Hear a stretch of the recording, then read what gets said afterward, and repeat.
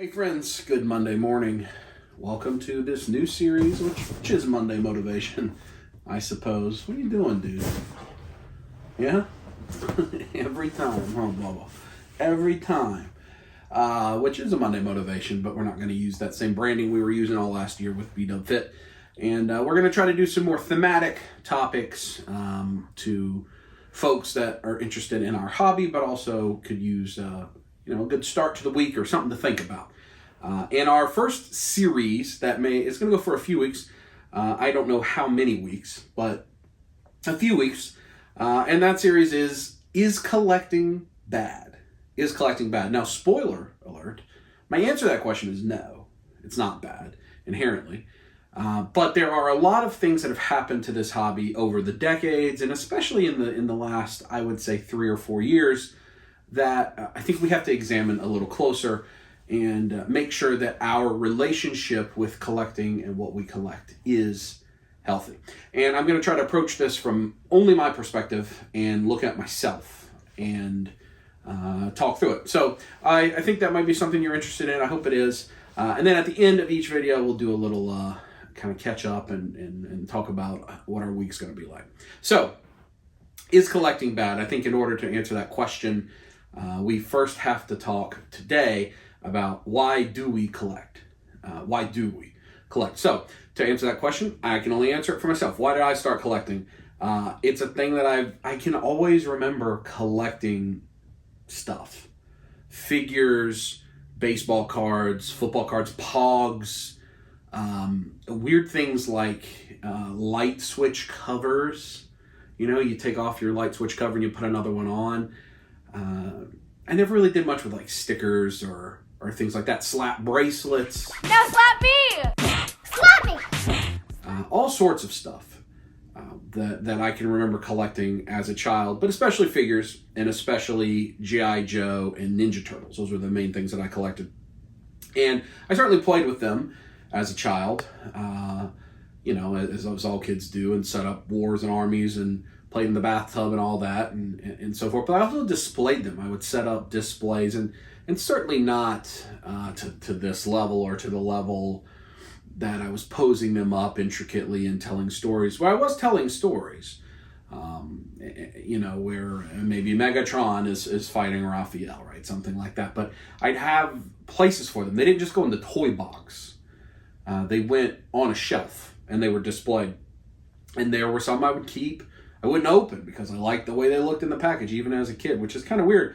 And even though I'm fairly against leaving things in the box, I'm much, obviously, a proponent of opening the stuff. But I still appreciate some in-box things, and I do actually still collect some in-box things like G.I. Joe. So that was kind of who I was as a kid, and have always been, And then when you think about actually collecting as opposed to the toys, it was the checklists.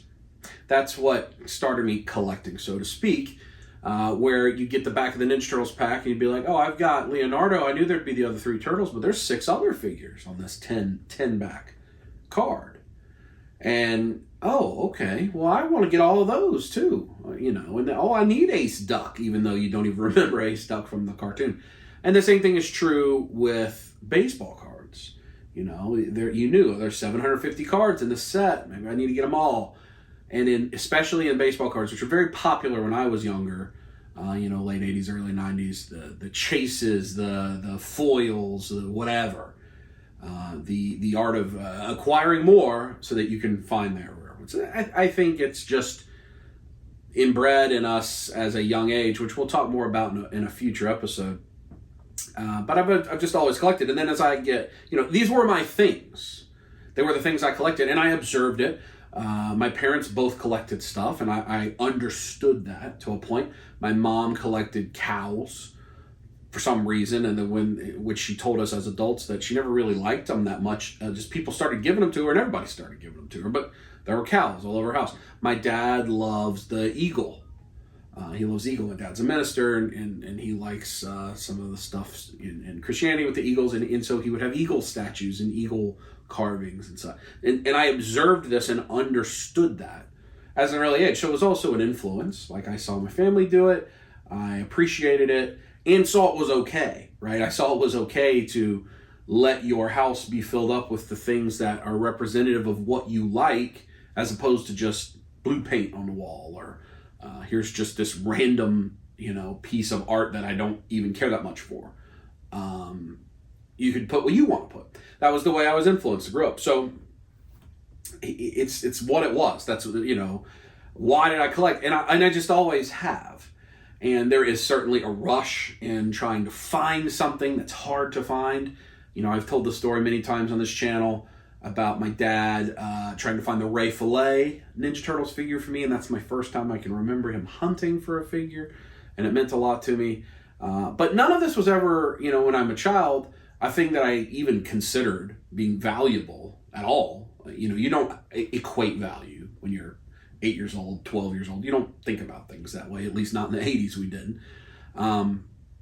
And I never considered it would be something I could share with other people the way I do today. In fact, when I had a collection that I believe is, pretty doggone impressive, a complete carded and loose original Playmates 88 through 93 TMNT run, including graded scratch, some of that stuff, I had no way to share with anybody. I didn't even learn about the Technodrome forums until I was selling that collection. So really, the only people that ever saw that were, like, Steve saw it. I think my buddy Andrew saw it. Of course, my family saw it. Whoever that might have been in my life saw it. But that's it. Like, there's probably 20 people that ever saw that collection put together. Because I didn't even think about, this is something I can share with someone else. That wasn't my mindset. I was collecting out of the joy of collecting, and it was a very focused collection. So you get to be an adult, and I think those of you know my story. I sold that original Ninja Turtles collection, and then what I decided to do was go to graduate school. I wanted to be able to further myself and have a better opportunity to take care of my family and so forth. And I've told that story a lot. We don't need to go into that. But then part of my pledge was, when I get to a place where I've had enough success in my career and with education and such, then I'll build back a better collection than I ever had before. But it won't be going back to that stuff. It won't be going back to that vintage stuff, because I needed to leave it behind, because I need to let that have significance. And so that's, I've had quite a journey, quite an evolution in collecting. And so that's why I started collecting, because I always did. It was the influence of my parents. It was something within me that said, I like these, and probably influences from other sources, the collect them all sources that we'll talk about. And that's how I got there. So I think it's important to do that story for yourself. Why did you start collecting? So that you can understand why you collect today, right? That's an important thing. Whenever we start a journey, whatever that journey is, we need to understand our motives for that journey, so that we understand if we're being successful. When you start a New Year's resolution, let's say this year, you need to understand why. Otherwise you won't be successful. If you don't understand your motivations and why you're doing it, you just usually aren't successful. That's just the way it works. So in this, why do you collect? That's the first question to ask yourself. Now, to get into kind of the meat of this topic, so is collecting bad? Why do we collect as a subtopic? Let's read just the actual definition of collecting. I took a couple definitions of collecting from the internet. To bring or gather together things, typically when scattered or widespread. To bring or gather together things. Typically when those things are scattered or widespread. Seems pretty straightforward.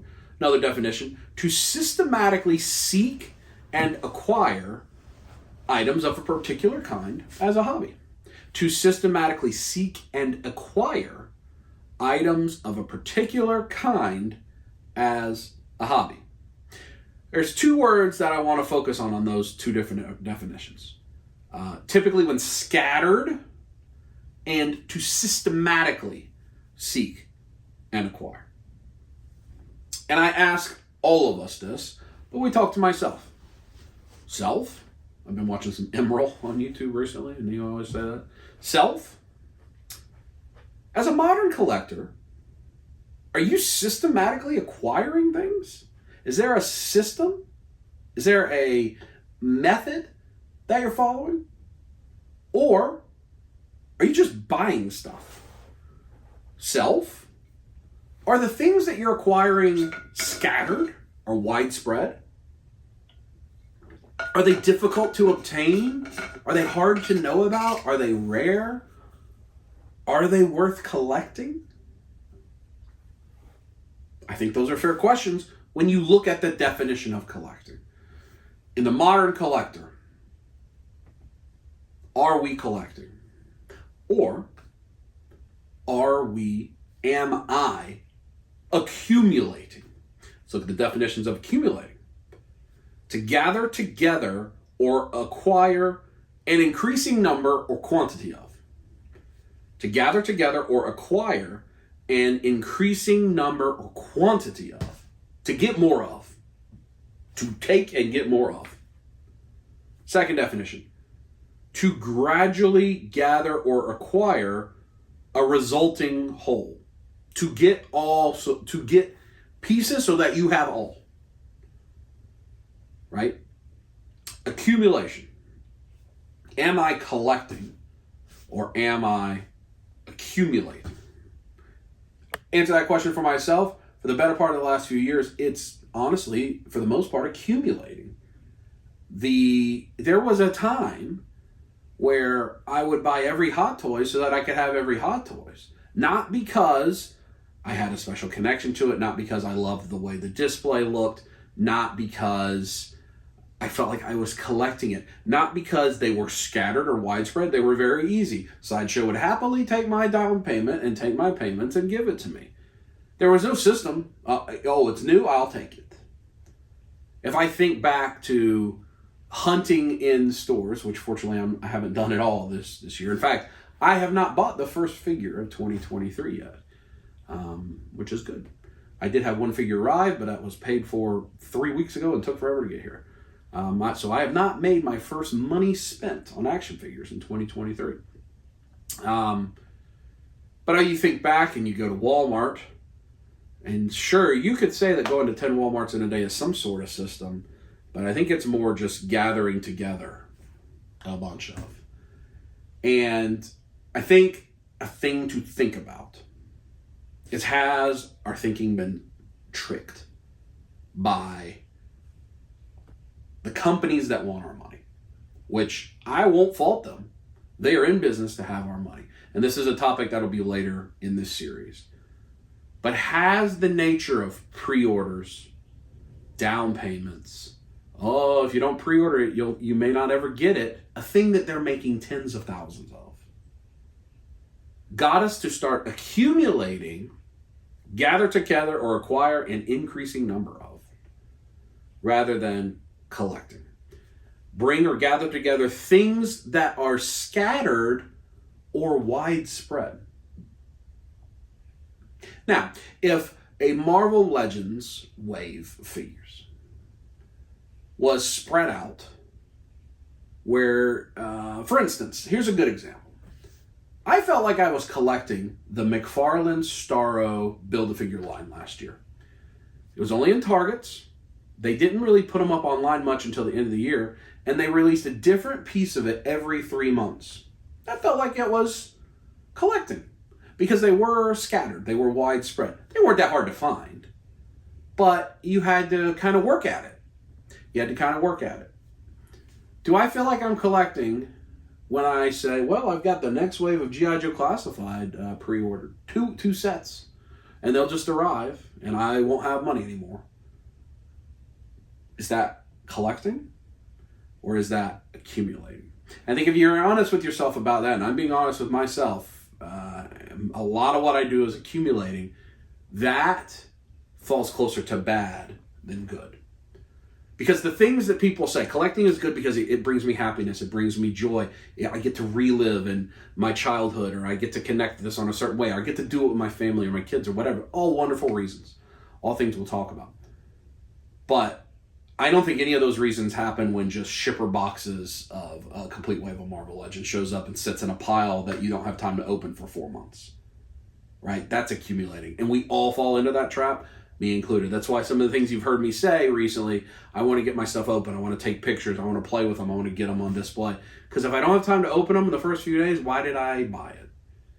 And that's a thing that I think we have to look more in. So that's the first part of this discussion. And we'll continue. Some of the other things we're going to talk about is collecting as an addiction. It's an addiction as well. Collecting as an addiction. We're going to talk about this completionism, got to catch them all, the checklists, and the way that impacts us. We're going to talk about Saturday morning cartoons. You may not realize the story about Saturday morning cartoons, but it's very important to a lot of us. And the influence that companies and media have in getting us to do something that we may not realize we didn't want to do. And wherever else we go in this series over the next several weeks. So let me know if you enjoyed it. And let me know, what do you think? Are you collecting or are you accumulating? Which one are you doing? And there's certainly merits to both. The thing that I can think in our house that I collect the most is the Knickerbocker Lord of the Rings that Natalie's been helping me collect over the last couple years. Because those are incredibly rare and hard to find. You can't just go on and buy them. There are certain Dragon Ball figure arts of the original sets that came out 10 years ago that you can't find. And that when we find them, we pick them up. There's certain Sailor Moon stuff that's very difficult to find. We can't just hop onto 13 different stores and buy it. That feels more like collecting. A lot of the NECA turtles, it's gotten to the point where it feels like accumulating. And we're frustrated with them. You can say they're hard to get, but they shouldn't be hard to get, right? They're not hard to get because they're old.